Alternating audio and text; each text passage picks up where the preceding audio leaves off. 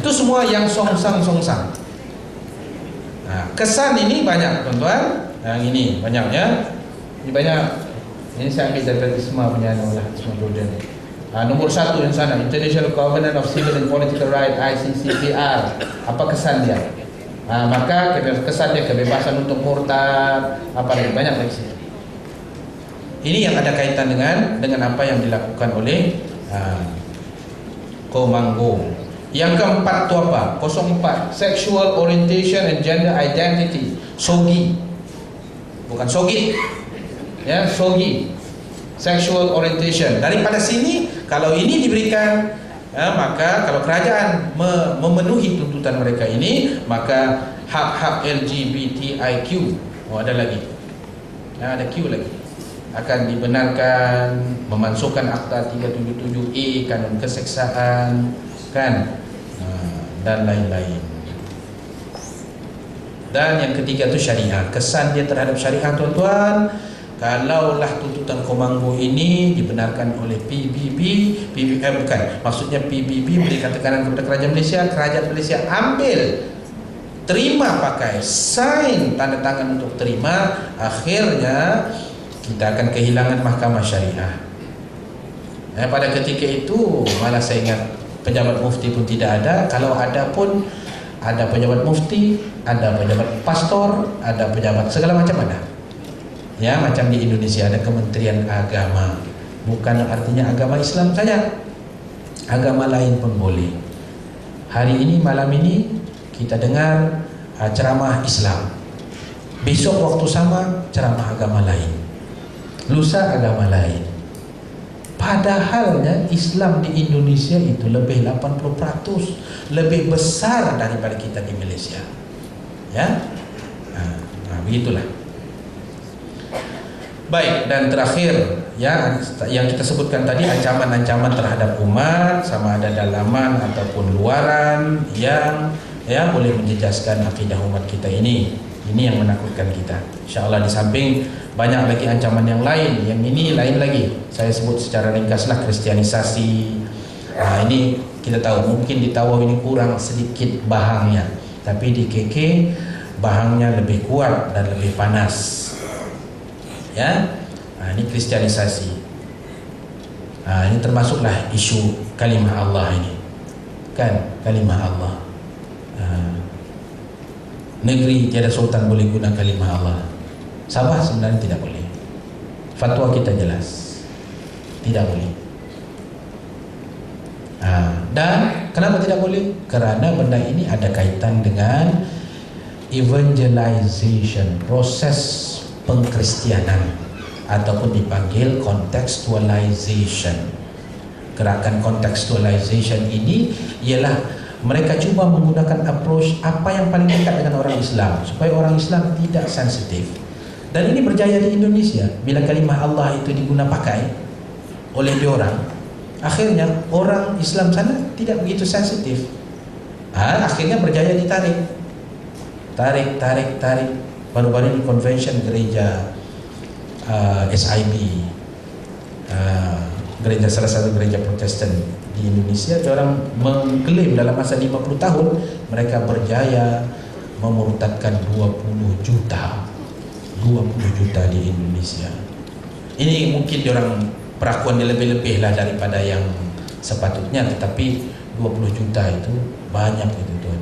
Kalaupun katalah mungkin dah sampai kot 10 juta. Wih, dah 10 juta habis kikis kita orang Sabah ini. Kita baru 3 juta saja. Ya. Jadi itu dia tuan. Dan ini kesan, ini cerita dulu-dulu lah tuan-tuan yang pernah dengar cerita bertahatok ini. Baik, saya ingat itulah saja yang boleh saya sampaikan. Mudah-mudahan apa yang saya ingin sampaikan itu dapat dipahami, dan mohon maaf juga kalau misalnya kata ada perkara-perkara yang tidak mampu untuk saya menerangkan dengan lebih jelas. Yang baik itu dari Allah Subhanahu Wa Taala, kesilapan kelemahan saya sebagai manusia daripada diri saya sendiri. Aku qauli hadza wa astaghfirullahal azim. Wabillahi taufiq wal hidayah. Wassalamualaikum warahmatullahi wabarakatuh.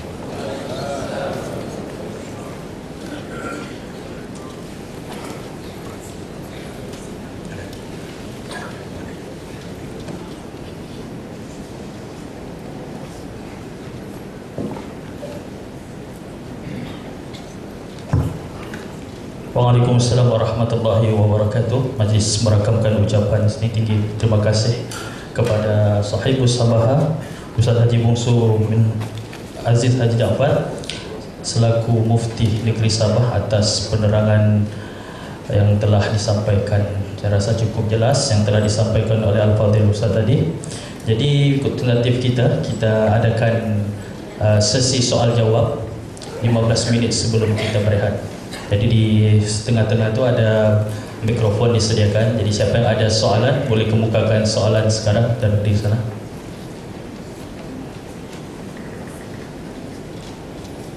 Kita ada 15 minit sahaja untuk sesi soal jawab. Jadi siapa yang ingin mengemukakan soalan boleh angkat tangan ataupun terus pergi ke sana. Okey, silakan.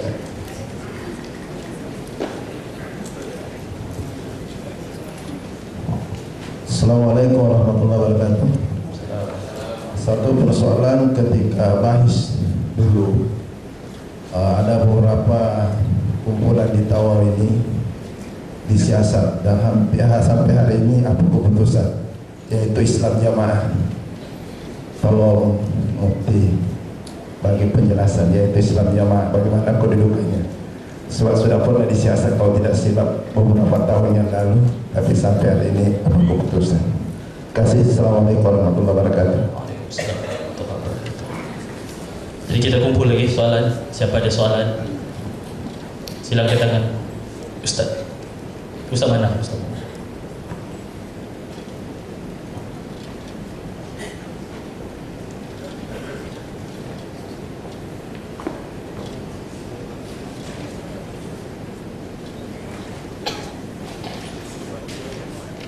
Assalamualaikum warahmatullahi wabarakatuh.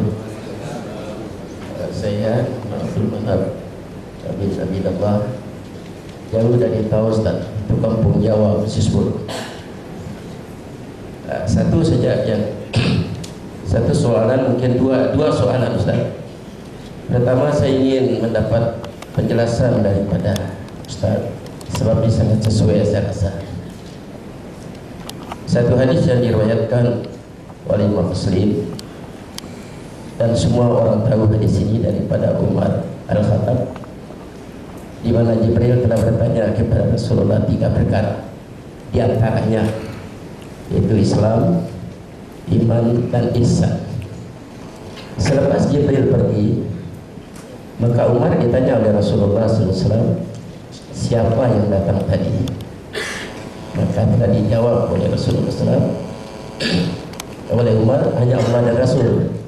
Maka situ Rasulullah bersabda, fa innahu Jibril, yang datang tadi Jibril, atakum yu'allimukum dinakum.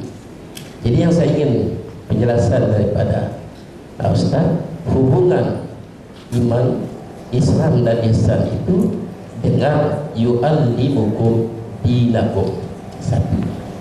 Yang kedua, yang terjadi dalam masyarakat hari ini selalu bercakap masalah furu'iyah sebagaimana Ustaz sebut tadi. Jadi di dalam 3 perkara itu minta Ustaz untuk jelaskan mana yang pokok dan mana yang cabang. Sebab bagi saya pribadi, kalau masalah cabang furu'iyah diperbesarkan, masalah kebersamaan dipersempitkan, itulah masyarakat Islam jadi celaru. Tapi bagaimana supaya kebersamaan itu dibesarkan, terus masalah furu'iyah itu dipersempitkan? Ini minta keterangan Ustaz. Assalamualaikum warahmatullahi wabarakatuh. Okey, kita buka satu soalan saja lagi. Satu soalan, kalau boleh dari kalangan peserta wanita. Satu soalan sahaja lagi.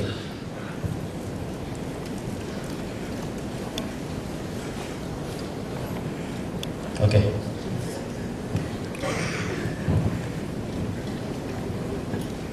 Assalamualaikum warahmatullahi wabarakatuh. Saya dari Kolej Jalan Syarikat Tawau. Cuma saya nak penjelasan. Begini, mungkin kita terlepas pandang. Tadi ada Ustaz sebut pasal kalimah Allah yang digunakan bukan Islam. Untuk tu kalimah Allah ada ditulis di gereja di Batu 10.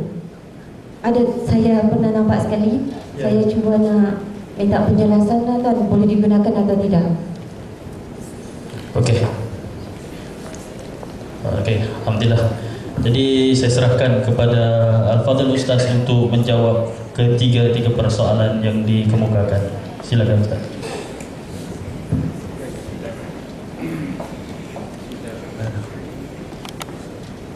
Bismillahirrahmanirrahim. Boleh dengar ya? Boleh. Baik. Yang pertama tadi, Islam jamaah, apakah tindakan yang dilakukan? Kalau tidak silap saya, mohon betulkan ya, tidak silap ingatan saya, fatwa mengenai Islam jamaah ini telah pun keluar. Cuma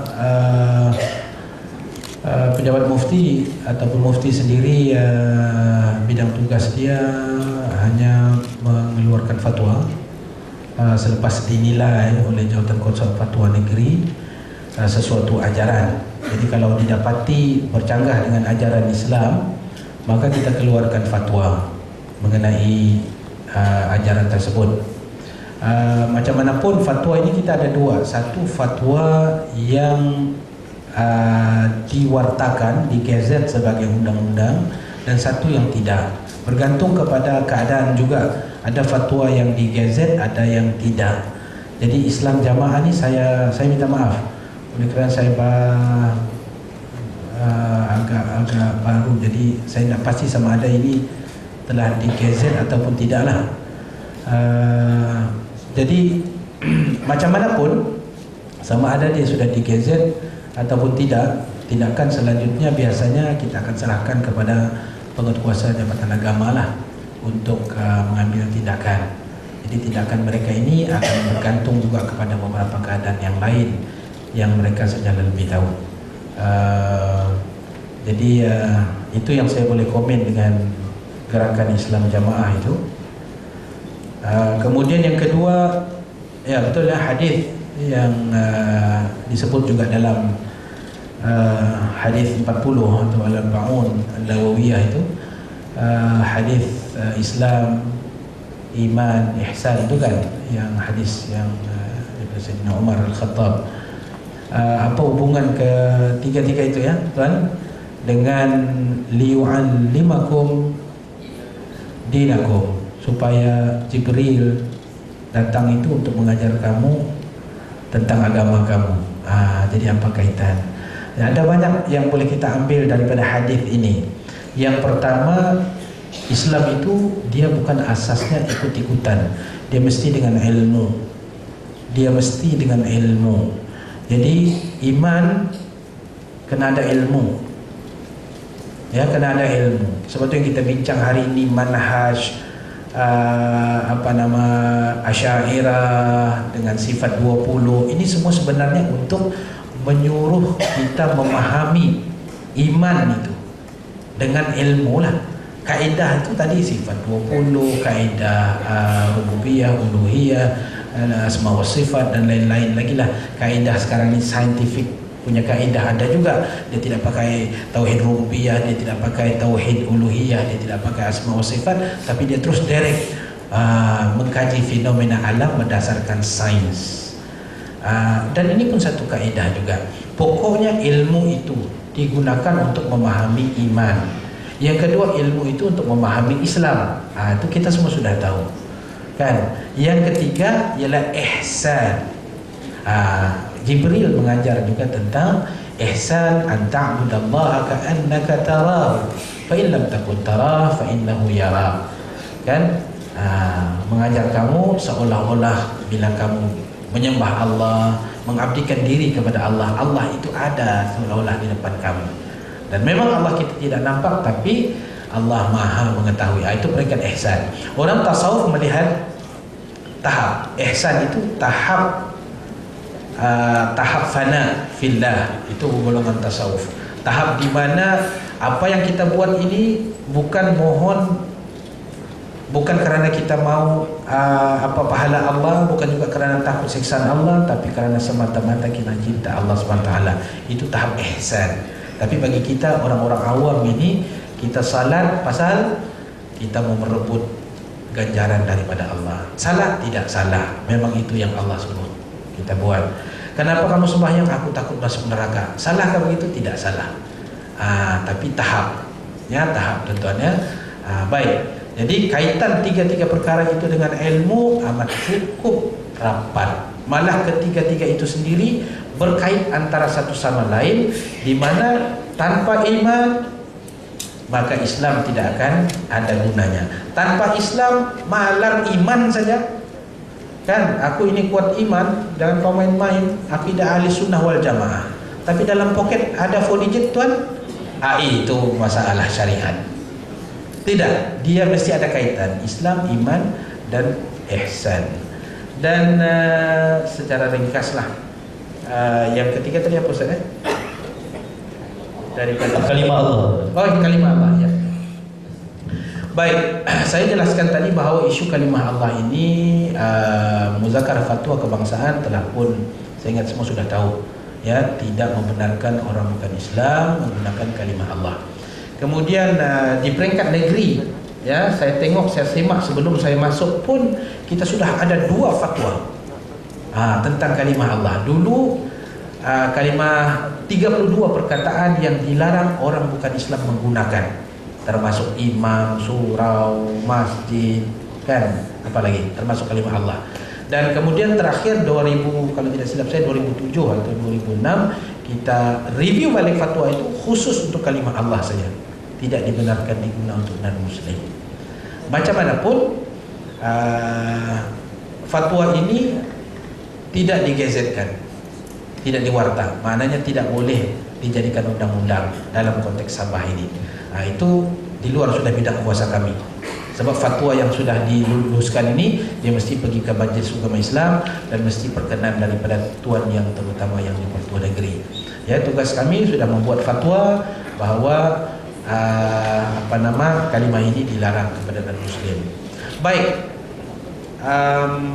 Baru-baru ini ada perbincangan hangat tentang isu ini, dan ada juga pihak-pihak tertentu minta supaya saya tarik fatwa itu. Saya sebagai mufti, dia bilang bagus tarik. Sebab apa dia mau ditarik? Sebab dia bilang, pertama, menteri bilang Sabah, Sarawak terkecuali. Satu. Yang kedua, dia bilang fatwa ini lucu. Pasal apa lucu? Sebab dia bilang, macam mana orang bukan Islam dilarang menggunakan perkataan surau, masjid. Kalau ngam-ngam dia bilang rumah dia Siring surau, macam mana dia mau cakap? Kau tinggal di mana? Rumah saya Siring tu, tidak boleh sebut. Dia bilang lucu. Jadi saya pun semak balik fatwa tu, apa yang lucu sangat. Tidak boleh guna perkataan imam, surau, masjid dan lain-lain. Ada 32 perkataan. Bila saya semak, rupa-rupanya tidak ada yang lucunya. Cuma di bawah itu dia bilang larangan terhadap penggunaan perkataan-perkataan tersebut dalam konteks pengajaran dan penyebaran agama mereka. Itu yang dilarang. Kalau gereja Saint Paul, tukar jadi surau Saint Paul. Itu yang dilarang. Kalau dia punya Father George misalnya, kan, tukar jadi Imam George. Tergugat imam-imam rawatib kita.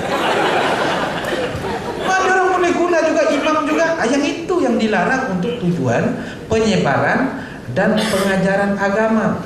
Ada pun untuk penggunaan seharian. Orang kita kan biasa, orang Sabah ini bercampur-campur. Dia pun lepas makan, alhamdulillah kenyang sudah, aku dia bilang.